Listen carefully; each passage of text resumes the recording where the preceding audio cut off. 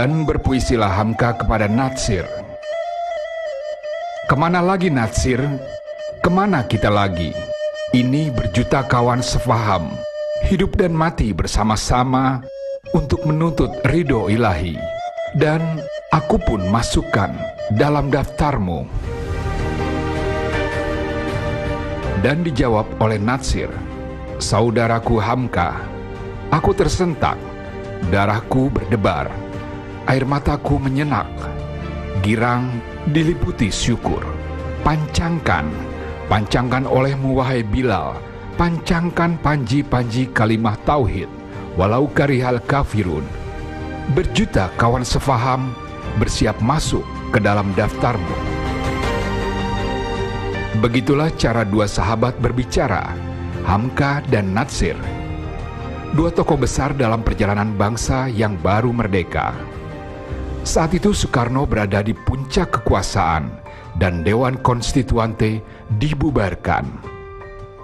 Pada masa itu, tokoh-tokoh anti PKI mulai berseberangan dengan Soekarno dan berujung dengan perjuangan PRRI Natsir di Sumatera sana dan dipenjarakannya Sang Buya. Saya kan musuh bebuyutan sama orang PKI dulu. Buya Hamka juga satu ketika tidak bisa lagi menerbitkan agama Islam sebab dia diserang oleh pertama golongan Lekra, Lembaga Kebudayaan Rakyat, yaitu organisasi mantel dari PKI dan yang menyerang Pramudia Anantatur. Apa yang diserangnya? Buya Hamka ini plagiat.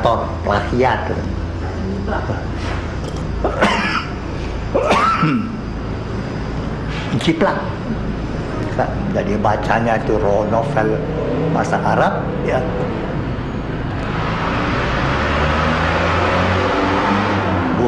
Tuangkan ke dalam bahasa Indonesia. Jadi dibilang dia plagiator, menciplak. Nah, timbullah polemik waktu itu Pramudia Anantatur dan seluruh geng ya Lekra komunis memang mau menghancurkan Buya Hamka, dibela oleh Ade Yasin almarhum Buya Hamka. Tapi akhirnya ujung-ujungnya pada suatu ketika Buya Hamka itu masuk penjara juga, ditahan. Bagaimana Hamka berkata, inilah Natsir. Kalimat yang sepotong itu, inilah Natsir, sebenarnya memberitahu bahwa Hamka itu sangat menerima cara berpikir Natsir. Walaupun pada hakikatnya dalam banyak hal Natsir dan Hamka itu ada perbedaannya. Natsir sangat berpolitik, Hamka selalu berdakwah. Tetapi di dalam tindakan, Natsir berpolitik dalam dakwah, Hamka berdakwah dengan politik. Kan berbeda itu. Namun ada versi lain dari ditahannya Buya Hamka, penahanan tanpa pengadilan. 3,5 tahun. Jadi tahun 63, kemudian tahun 66 Bung Karno jatuh, dia bebas. Nah, tuduhan dia itu sudah saya tanyakan apa tuduhan.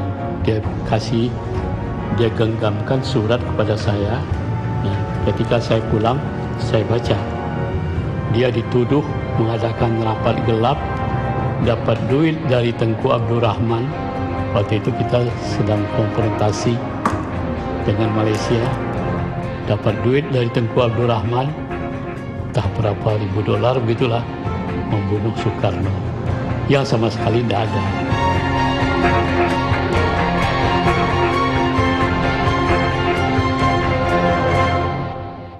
Penjara tak bisa menghentikan gairah Buya Hamka dalam menulis. Justru di penjara itulah beliau menghasilkan satu yang kata orang itu sekarang karya monumentalnya, Tafsir Al-Azhar 30 juz lengkap. Bahkan dalam pengantar, kebetulan karena saya juga jadi editor buku beliau, pengantar itu dikatakan kalau saya tidak masuk tahanan, ini tidak akan selesai. Dia menghasilkan satu karya yang besar itu dalam tahanan justru. Yang kasih makan dia siapa? Ada saudaranya. Aku kayu mintu. Saudaranya itu lebih baik dari dia. Perkenalan Hamka dengan politik berawal dari masuknya Buya ke dalam syarikat Islam dan organisasi Muhammadiyah di tahun 1925. Bukit Tinggi, Padang Panjang, Medan, Makassar menjadi tapak Buya dalam melangkah ke Jakarta, dan masalah baru pun timbul. Akhirnya bersama-sama dengan orang tua Pak Basofi Sudirman, Bapak Sudirman waktu itu kalau nggak salah legend, kemudian ada Pak Mukhlas Rawi, Rusbin Rohnya Angkatan Darat, mendirikan Gema Islam. Tapi kemudian ada satu lagi Pak Yusuf Ahmad kalau saya nggak salah, dan ayahanda sebagai sekretaris beliau. Kantornya di Perpustakaan Al-Azhar gitu. Tapi kemudian dalam perjalanannya majalah itu terhenti, barulah berdiri majalah Panji Masyarakat. Tapi karena pertentangan dengan pemerintah Orde Lama yang menyebabkan beliau juga ditahan, majalah itu pun dibridal karena itu tadi yang pertanyaannya bahwa memuat mengenai demokrasinya, tulisan Pak Hatta Demokrasi Kita. Di situ kan Pak Hatta sangat mengkritik gagasan Nasakom, kemudian demokrasi terpimpin seorang Soekarno. Akhirnya dibridal majalah itu.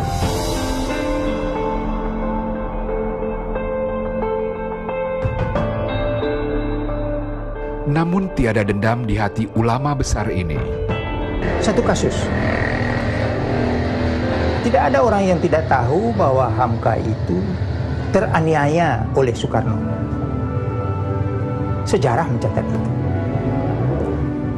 Tetapi ketika Soekarno meninggal, tak ada orang yang berpikir bahwa Hamka akan menyembahyangkannya dan mengimami. Masya Allah. Begitu lembutnya.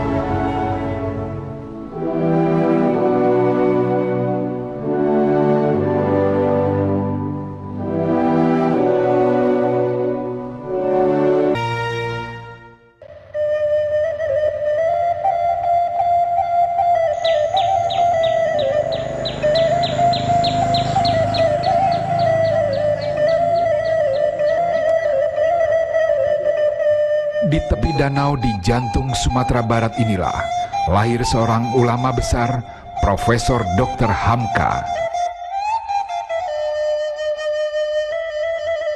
Hamka dilahirkan di desa Sungai Batang, Maninjau, Kabupaten Agam pada tanggal 17 Februari 1908.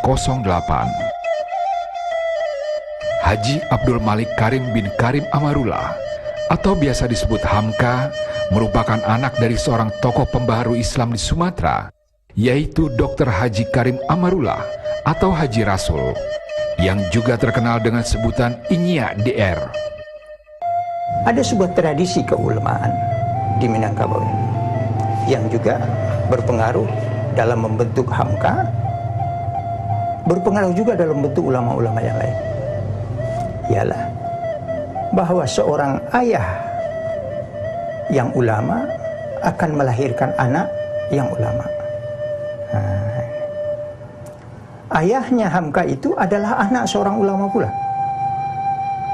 Mungkin banyak orang yang tidak tahu bahwa ayahnya Hamka atau ininya Hamka adalah seorang ulama yang bergelar Syekh, Tuanku Tuo. Nyeder itu dikenal sebagai seorang tokoh pembaruan yang pada saat itu dunia sedang terpengaruh oleh gerakan Muhammad Abduh di Timur Tengah, kemudian masuk ke Indonesia. Pengaruh itu adalah salah satu tokohnya adalah Inya DR. Di Pulau Jawa pun waktu itu ada Ahmad Dahlan di Muhammadiyah, kemudian Hasyim Asy'ari pun termasuk itu. Hamka kecil lebih banyak menghabiskan waktunya dengan bermain, mendengarkan pantun, dan sekolah formal pun tidak menarik baginya. Ada juga dia sekolah sampai kelas 2 sekolah dasar, kelas 2, tapi dia tidak betah itu. Karena begitu tadi, kemana dia mau pergi? Ada bapak tiri, ada ibu tiri dan sebagainya. Lalu bapaknya pindah ke Padang Panjang dari kampungnya di Maninjau itu. Nah, di situ dibawanya Buya ini, lalu dia belajar di Tawalib, sekolah Tawalib yang didirikan oleh bapaknya. Nah, dia belajar situ. Cuma ya begitu, suka bolos. Keingintahuan Hamka remaja terhadap pengalaman hidup begitu besar.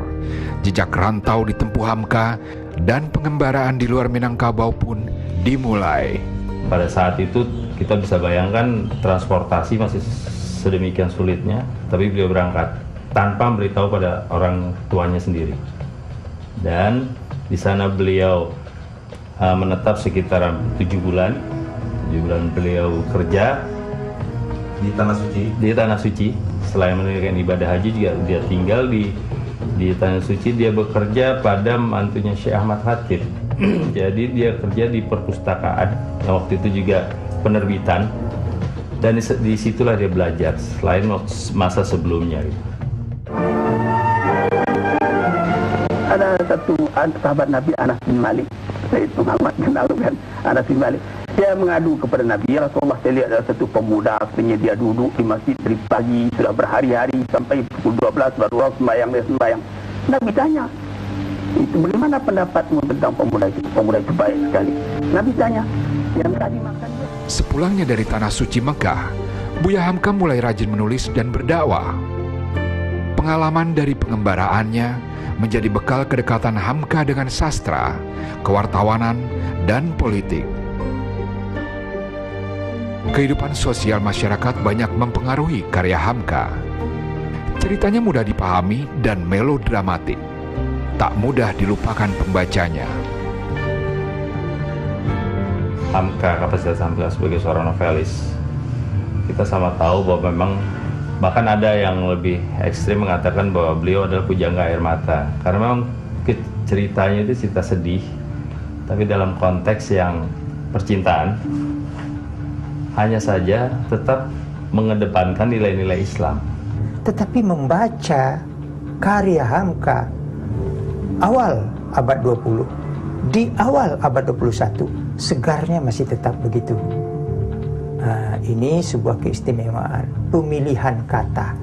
Kalau buat saya itu orang sastrawan. Dia terkenal sebagai ulama, ketua majelis ulama. Kalau dia bicara, apa itu orang mendengarkan. Dia pandai berpidato, apa berkhotbah, ya. Tapi dan dia menulis itu tafsir Al-Quran, dia terjemahkan apa. Itu kan satu contoh bahwa dia itu betul-betul mau mendidik, menyebarkan agama Islam ini. Dia dai, itu jelas. Tapi kalau menurut saya, dia sebenarnya jauh di lubuk hatinya dia tuh sastrawan. Dan buat saya dia sastrawan, pujangga.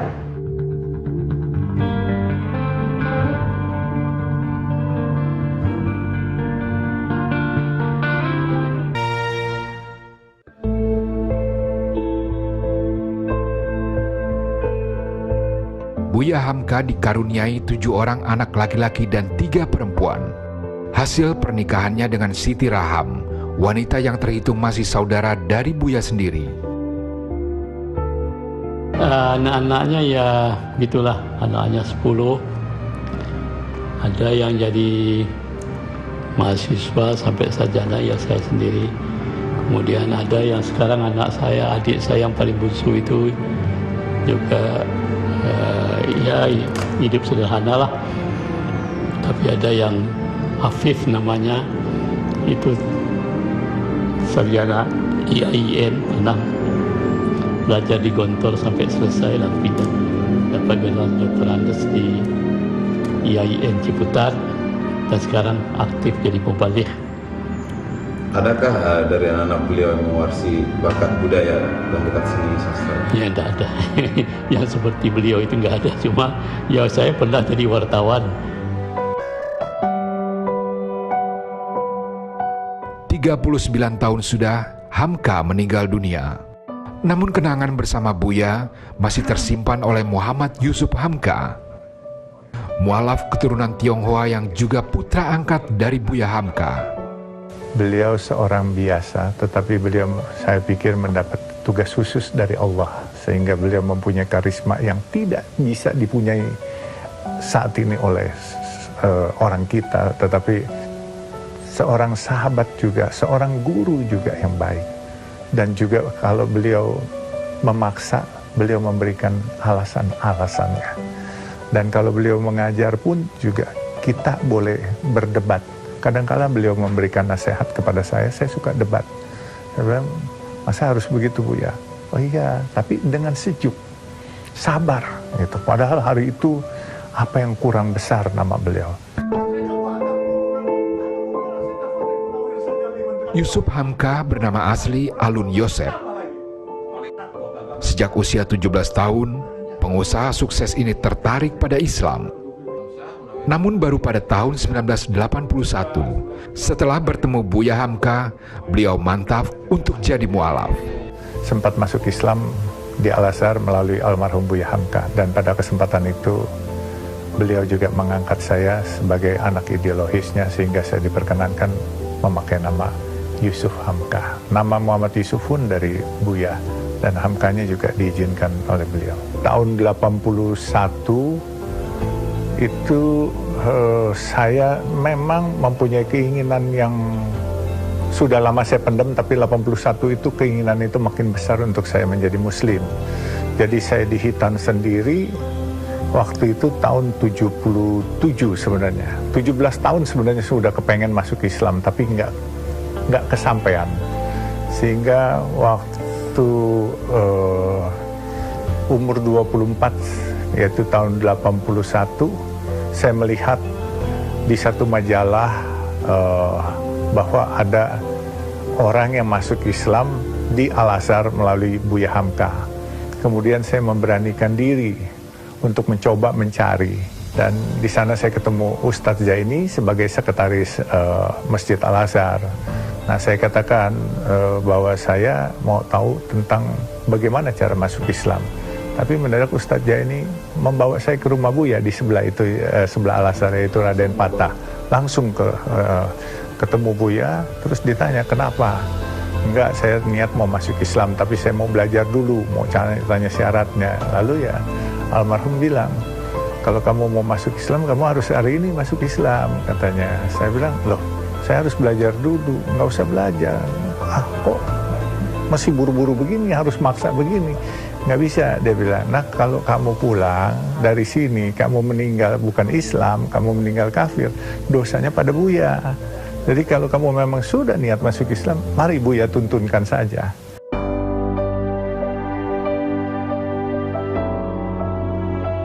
Bagi Yusuf, Buya Hamka adalah sosok yang tegas menjaga prinsip dan sangat menjunjung tinggi nilai-nilai toleransi.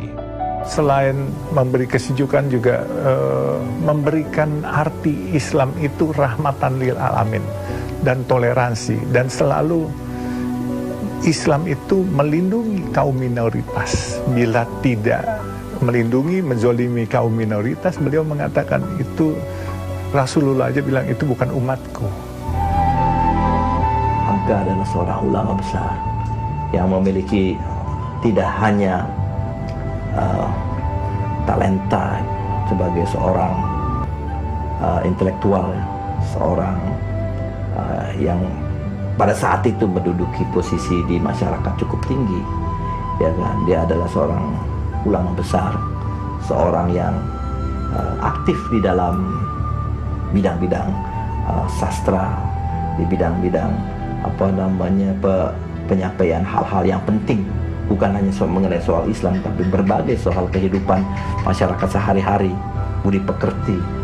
Itu saya pelajari banyak dari beliau, dan saya rasa bangsa Indonesia pun selalu mengingat beliau, mengucapkan terima kasih atas semua hal yang pernah dilakukan. Saya ragu apakah saat ini ada orang sekali